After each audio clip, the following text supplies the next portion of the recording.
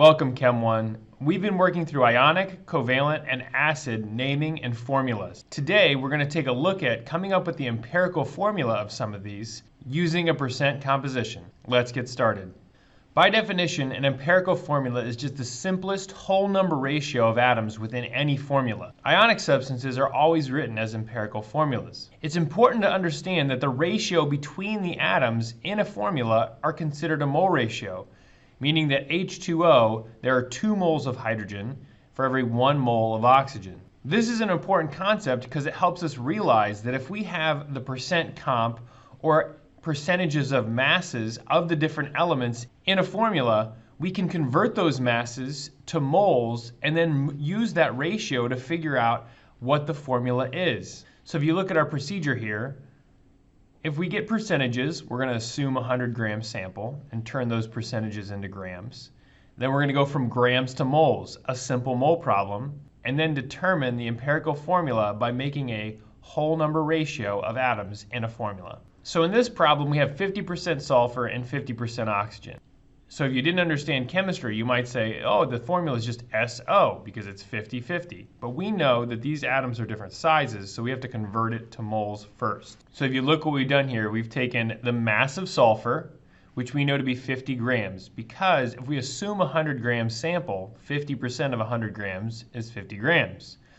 Then we're going to divide by the molar mass of sulfur, and that gives us 1.56 moles. Oxygen, we did the same. We divided by the molar mass, and we get 3.125 moles. So that's a ratio of moles of sulfur to moles of oxygen. What we need to do now is get a whole number ratio, and the way we do that is we divide by the lowest number of moles. Now you can see that for every 1 mole of sulfur, we have 2 moles of oxygen, and that becomes the subscripts for our formula. So for every 1 mole of sulfur, we have 2 moles of oxygen, and therefore this becomes SO2. That is the empirical formula of this compound. You can see in the cleaned up version, we've done it exactly the way it's supposed to be done. So here's an example with 3 different elements. The first thing we're going to do is divide by the molar mass, and then we're going to divide by the smallest number of moles. So you can see here, magnesium is divided by the molar mass of magnesium, and we get this number. Chlorine is divided by the molar mass of chlorine, and we get this number. Oxygen is divided by the molar mass of oxygen, and we get this number. So this right here is our mole ratio, 0.44, 0.89, 3.5. But to get a whole number ratio, we need to divide by the lowest number of moles, which in this case is the 0.44. So whenever we divide the 0.44 by itself, that gives us 1 magnesium. If we divide by the 0.89, we get 2. And then if we divide the 3.5 by 0.44, we get 8. That would indicate that we get something like Cl2O8.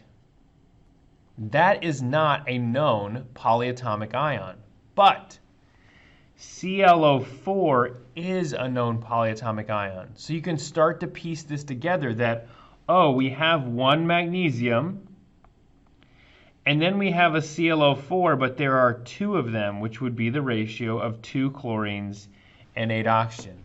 This one's a little more complicated because it's not just take those numbers and plug them directly into subscripts.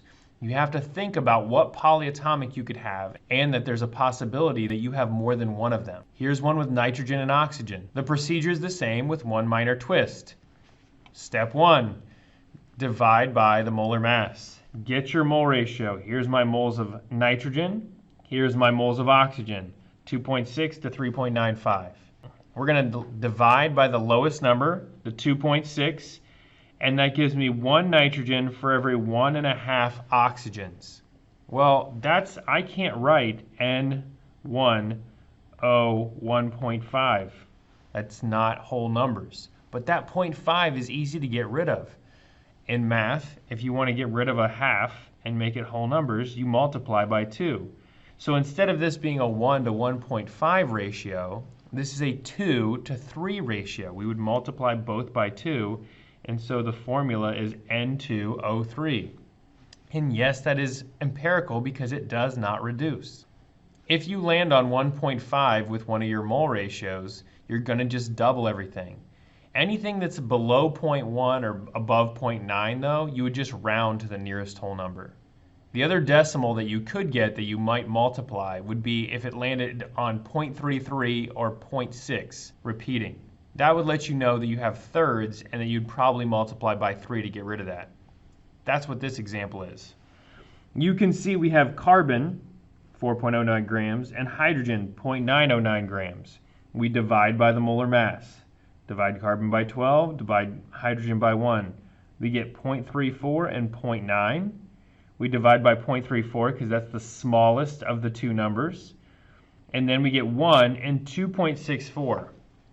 2.64 is really close to 2 2/3. So to get rid of that 2/3, we're not just going to round up, we're going to multiply everything by 3 to maintain the same ratio. So 1 gets multiplied by 3, and the subscript for carbon becomes 3. 2.64 gets multiplied by 3, and the subscript for hydrogen becomes 8. And our formula becomes C3H8. This is the formula for propane. We went through some of those math problems pretty quickly. Just remember, take the masses of the different elements, divide by their molar mass to get a mole ratio. Then divide by the smallest number of moles so you can get to whole numbers and plug those whole numbers in as your subscripts. Use the rest of the time to work on the activity and practice these problems. The next time we see each other, we'll take this one step further with molecular formulas. We'll see you soon.